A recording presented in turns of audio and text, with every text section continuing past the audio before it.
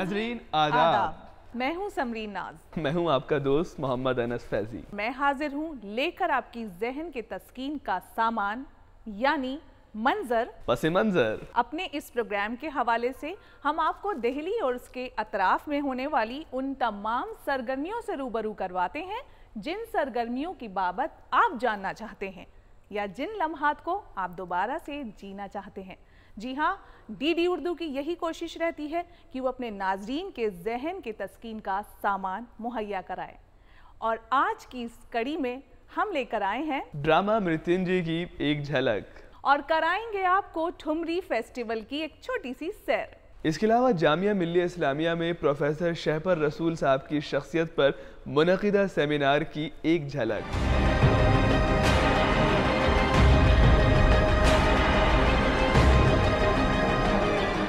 तो चलिए नाज़रीन, अपने इस प्रोग्राम के सफ़र को आगे बढ़ाते हैं और आपको सीधा लिए चलते हैं जामिया मिल्लिया इस्लामिया के दयारे मीर में। मीर तकी मीर के शेर के साथ कि रेख्ता रुतबे को पहुंचाया हुआ उसी का है, रेख्ता रुतबे को पहुंचाया हुआ उसी का है, मोतक़िद कौन नहीं मीर की उस्तादी का। आपको लेकर चलते हैं जामिया मिल्लिया इस्लामिया के दयारे मीर में।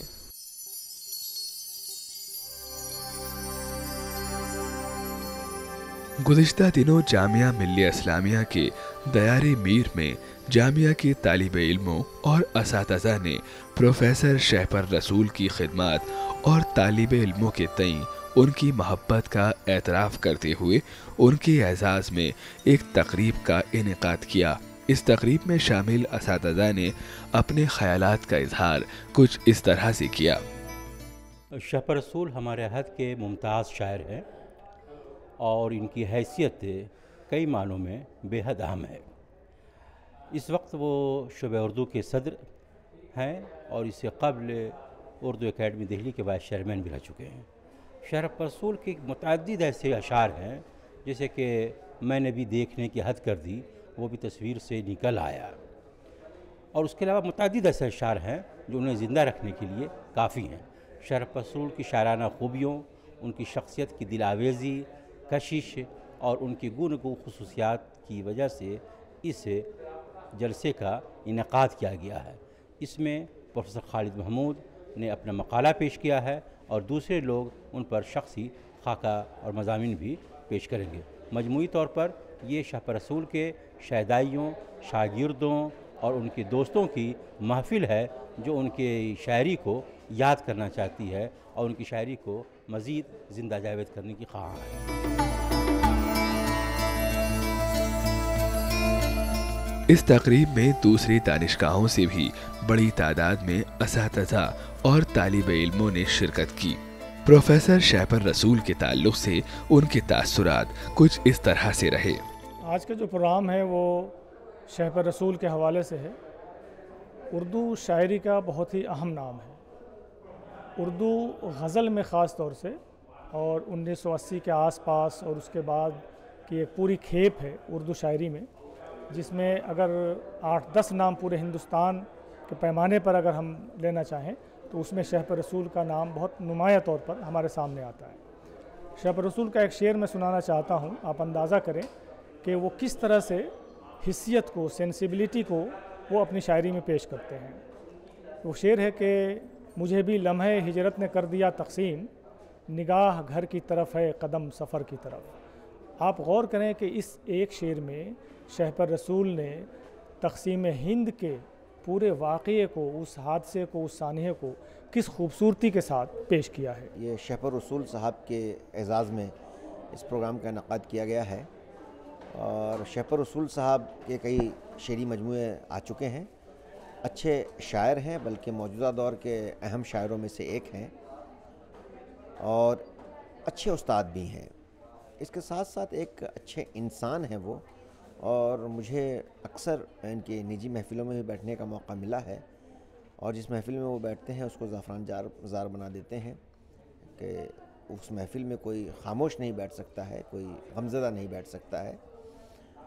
और उनके शागिर्दों ने, उनके दोस्तों ने मिलकर इस प्रोग्राम का इनेकाद किया है और शागिर्दों की अपनी ख्वाहिश होती है, उनकी अपनी ज़रूरत भी होती है और साथ ही साथ उस्ताद का एहतराम भी होता है। तो इस प्रोग्राम को हम दोस्तों की महफ़िल, तालिब इल्मों की महफ़िल और असातिज़ा की महफ़िल भी कह सकते हैं। उनके सीनियर भी यहाँ मौजूद है, सीनियर असातिज़ा भी मौजूद है और तालिब इल्म भी मौजूद है। तो मैं भी उनको मुबारकबाद पेश करता हूँ शहपर रसूल साहब को कि ऐसे शागिर्द, ऐसे दोस्त और ऐसे अहबाब सबको मिले। हमने जब तलबा से उनके ख़यालात जानने की कोशिश की तो उन्होंने बेसाख्ता कहा, मैं शोबा उर्दू जामिया मिलिया इस्लामिया में रिसर्च स्कॉलर हूँ और जहाँ तक शहपर रसूल साहब का ताल्लुक़ है तो वो मेरे उस्ताद भी रहे हैं और बहुत अच्छे निगरां और बहुत अच्छे न सिर्फ एक अच्छे शायर हैं बल्कि एक बहुत बड़ी शख्सियत है और उनके अंदर जो इनकिसारी और जो इनकिसारी का जज्बा पाया जाता है और जो उनकी सबसे बड़ी जो उनकी शख्सियत की सबसे बड़ी जो बड़ा पहलू है वो उनका उनका मिजाज है और उनका तहम्मुल मिजाजी, उनके अंदर जो स्टूडेंट की जो हेल्प करते हैं और जो जिस तरीके से जो भी मसाइल होता है उनको हल करते, दूसरों की मदद करते हैं और जिस तरीके से तलबा को अपने मशवरों से मुफीद करते हैं, तो ये सबसे बड़ा जो है उनका वस्फ़ है। और जहाँ तक उनकी मकबूलियत का ताल्लुक है तो एक बहुत अच्छे शायर हैं, उसके साथ साथ एक बहुत अच्छे इंसान भी हैं। खालिद महमूद साहब ने जो खाका पढ़ा उसको सुनकर लग रहा था कि हम शहपर रसूल की पूरी शख्सियत को अपने सामने देख रहे हैं। उनकी शख्सियत की पूरी अक्कासी की गई और उन्होंने जो भी कुछ कहा उसमें तंज़ मज़ाक़ का पहलू पूरी तरह नुमाया था। और आखिर में जब प्रोफेसर इब्ने कवल ने इस तरह के प्रोग्रामों के हवाले से कहा, दिल्ली एक ऐसा तहज़ीबी और अदबी शहर है कि मेरा ख़्याल है कि यहाँ हर रोज़ किसी न किसी मकाम पर कोई प्रोग्राम उर्दू का होता रहता है। कहीं मुशायरा है, कहीं सेमिनार है, कहीं कोई और अदबी जलसा है, किसी शायर के सिलसिले में, किसी अदीब के सिलसिले में कोई ना कोई तकरीब होती रहती है। इसके बहुत से फ़ायदे हैं मुख्तलिफ़ मकामात पर, चाहे वो गालिब इंस्टीट्यूट में हो, गालिब एकेडमी में हो, जामिया में हो, दिल्ली यूनिवर्सिटी में हो या जवाहरलाल नेहरू यूनिवर्सिटी में हो। इससे एक तो ये अंदाज़ा होता है कि दिल्ली में उर्दू को कितना फ़रोग़ मिल रहा है, यानी उर्दू दिल्ली वालों में या आम आदमी में कितनी मकबूल है। हम अक्सर देखते हैं कि अब दिल्ली में उन मकामात पर जहाँ उर्दू वाले नहीं हैं, जिनकी मादरी ज़बान उर्दू नहीं है, वो उर्दू से दिलचस्पी ले रहे हैं और उर्दू के बड़े बड़े प्रोग्राम मुनक़िद कर रहे हैं।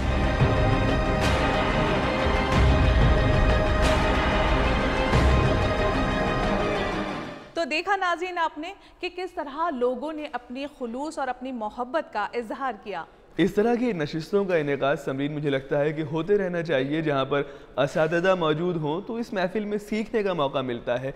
नशिस्त व बर्खास्त का तरीक़ा जो है वो हमको मालूम होता है, आदाब महफ़िल जो है उनका भी अंदाज़ा होता है। और अगर हम मजमूई तौर पर देखें तो इंसान की तरबियत होती है इस तरह की महफ़िल में। और जब कभी असातिज़ा की या बुज़ुर्गों की बात होती है तो मुझे एक शेर हमेशा याद आता है। जी बिल्कुल, अगर ये राह में बूढ़ा शजर नहीं होता, अगर ये राह में बूढ़ा शजर नहीं होता, शदीद धूप में हमसे सफ़र नहीं होता। क्या बात है। वैसे अनस, इस कबील का एक शेर मुझे भी याद आ रहा है, मुलाहिज़ा फरमाइए। हम दिया करते थे अग़यार को ताना जिनका, अब तो हमको भी वो आदाब वफ़ा याद नहीं। भाई वाह वाह, सुभान अल्लाह सुभान अल्लाह। सबरीन, आप और आपके शेर के इंतखाब का तो जवाब ही नहीं है। शुक्रिया अनस, शुक्रिया। तो समरीन, अब हम अपने प्रोग्राम को आगे की तरफ लेके चलते हैं और आगे क्या ख़ास है? जी हाँ अनस, नाज़रीन, ये तो हम सभी जानते हैं कि दिल्ली ना सिर्फ इल्म अदब का गहवारा है बल्कि तहज़ीब व सकाफ़त की पासदार भी है। हिंदुस्तान की दारुल हुकूमत दिल्ली में रोज़ाना किसी न किसी फ़नपारी की नुमाइश होती है। बिल्कुल, हम फ़न के कदरदान हैं, जहाँ कहीं भी फ़न होता है हम मौजूद होते हैं। और हम फ़न की बात करें, जो ठुमरी है वो हिंदुस्तानी क्लासिकी मौसीकी का एक ख़ास हिस्सा है। समरीन, गुज़िश्ता दिनों दिल्ली हुकूमत की जानिब से एक ठुमरी फेस्टिवल का इनेकाद किया गया। जी हाँ अनस, और इस ठुमरी फेस्टिवल की ख़ास बात ये रही कि इसमें उस्ताद ठुमरी गुलकारों के साथ साथ नौजवान गुलकारों को भी एक मौका दिया गया, प्लेटफॉर्म दिया गया। तो देखते हैं एक ख़ास रिपोर्ट।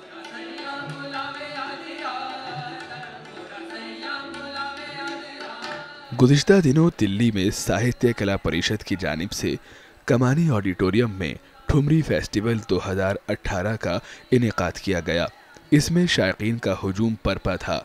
कहा जाता है कि नई नस्ल में कदीमी फ़नून लताफ़त का शौक़ कम हो रहा है, मगर इस तकरीब ने साबित कर दिया है कि हिंदुस्तानी नौजवान अपनी विरासत की हिफाजत करना बखूबी जानते हैं। इस तकरीब में आए फ़नकारों को बेइंतहा पजीराई हासिल हुई, उनके कलाम को सराहा गया। जब हमने एक क्लासिकी फ़नकारा से बात की तो उन्होंने अपने तजुर्बात का इजहार कुछ इस तरह से किया।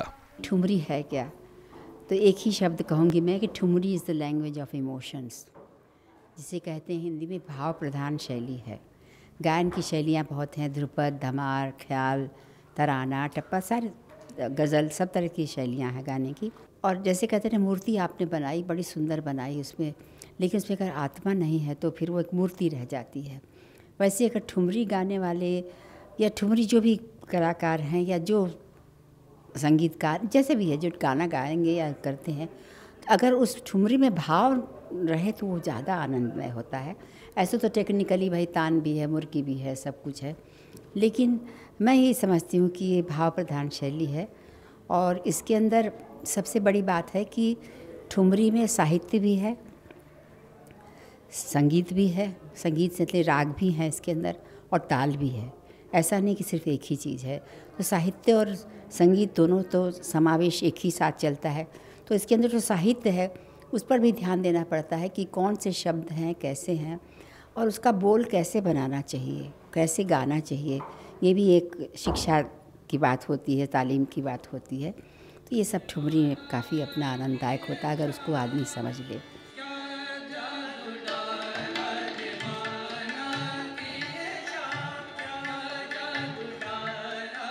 हिंदुस्तानी क्लासिकी मौसीकी को एक ख़ास शनाख्त हासिल है।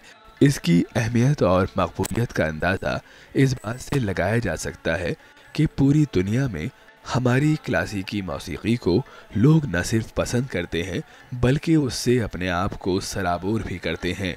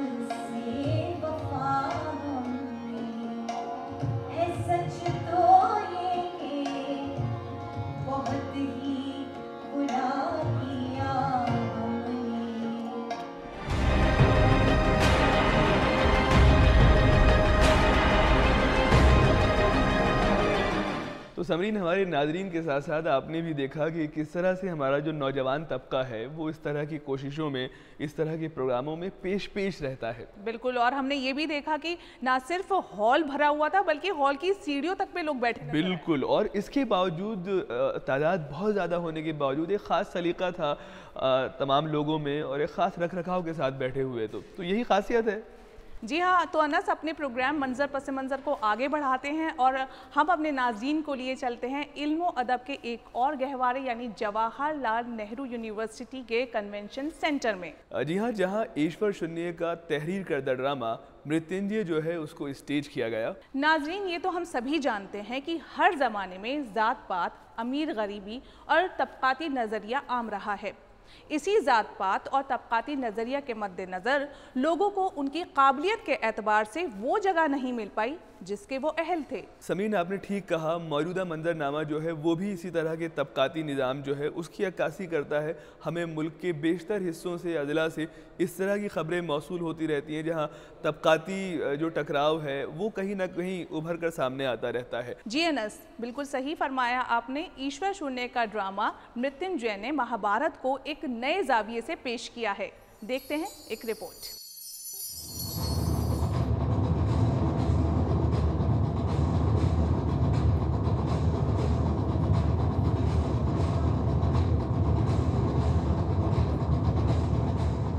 हिंदुस्तान तबकाती निज़ाम का हमेशा शिकार रहा है।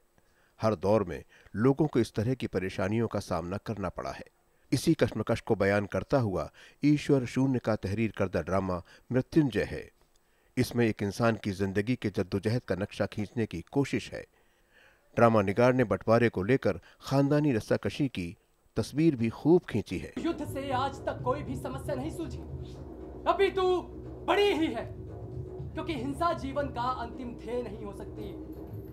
जीवन का अंतिम ध्येय है प्रकाश, ज्ञान का, विज्ञान का, आत्मा का प्रकाश। एक तस्वीर नजर आती है औरत की कि किस तरह औरत को जागीर ख्याल किया जाता रहा है। एक औरत वो है जो मोहब्बत के जज्बे से सरशार है, दूसरी अपने फैसले से शर्मसार है, और तीसरी औरत माँ है जो उस वक्त पर आकर अपनी पहचान अयां करती है जब उसके बेटों पर परेशानी उसकी वजह से आने वाली होती है। इस ड्रामे में उन्होंने ताकतवर तबके की खुदगर्जी और बेमुरब्बती को कामयाबी के साथ पेश किया है।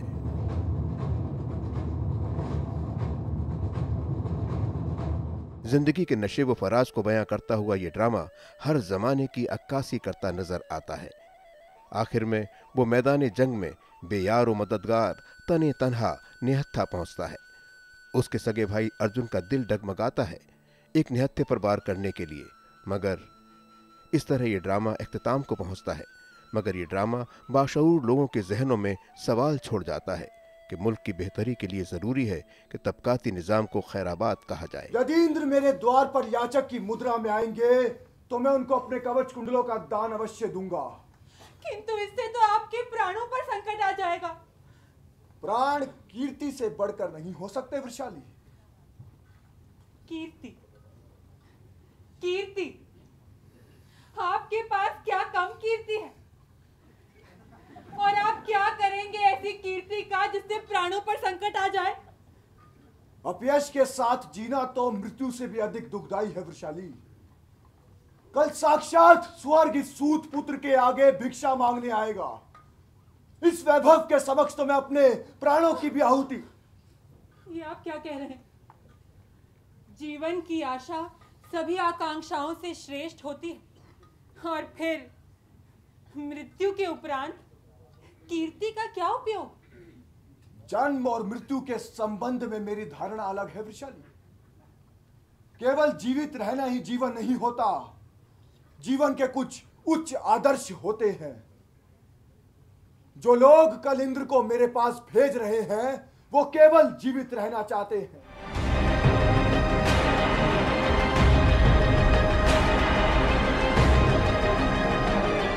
समरीन, ड्रामे में ज़िंदगी की सच्चाइयों की किस ईमानदारी और कामयाबी के साथ तर्जुमानी की गई आपने देखा, वो वाकई कमाल है। बिल्कुल सही फरमाया आपने अनस। और देखा जाए तो आज हर घर में सिर्फ महाभारत ही देखने को मिलती है, रामायण तो किसी किसी घर में देखने को मिलती है।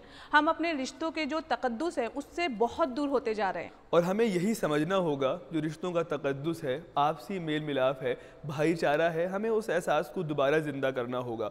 हमें समझना होगा कि पूरी दुनिया में हिंदुस्तान की जो पहचान है वो उसकी गंगा जमनी तहजीब है। तो हमें उस तहजीब को दोबारा जिंदा करना है और आपस में मोहब्बत से एक दूसरे के साथ, भाईचारे के साथ रहना है। बिल्कुल सही कहा आपने अनस। लेकिन अभी एक रिवायत बाकी है, क्योंकि वक्त हमें इजाज़त नहीं दे रहा है कि हम अपने नाज़रीन के साथ कुछ और वक्त बिताएं और अलविदा कहने का भी वक्त आ गया है। हाँ बिल्कुल, अलविदा कहने का वक्त आ गया है। हर बार की तरह यही ख्वाहिश हो रही है कि अभी नहीं, कुछ देर और जो है नाजरीन से बात करें। लेकिन हम अलविदा कहने से पहले जो हमारे नाजरीन हैं, जो हमारे प्रोग्राम को देखते हैं, उसे सराहते हैं और कभी कभी ये भी लिख के भेजते हैं कि ऐसे नहीं, ऐसे करना चाहिए, तो हम उनका शुक्रिया अदा करते हैं। और हमारे वो सामाईन, वो नाजरीन जो हमें देख और सुन रहे हैं, उनके जो तासुरात हैं वो भी हम तक पहुँचे हैं। वाकई अनस, हमारे नाजरीन किस तासुरात के साथ हमारे प्रोग्राम को देख रहे हैं, ये जान के बहुत खुशी हुई। और ख़ुशी हमारी जो है, हम चाहते हैं ये इसी तरह बढ़ती रहे और हमारे सामाईन नाजरीन जो हैं इसी तरह अपने तासुरात का इजहार करते रहें। और उसका जो तरीक़ा है वो यही है कि वो हमें मेल करें और अपने तासुरात भेजें। हमारी मेल ID है ddurdu@gmail.com। एक बार और बता देते हैं समरीन, ddurdufeedback@gmail.com। इस पे अपने तासुरात का इजहार कीजिए, हमें हमेशा की तरह बेसब्री से इंतज़ार रहेगा। तो चलिए इसी के साथ मुझे और अनस को दीजिए इजाज़त। खुदा हाफ़िज़।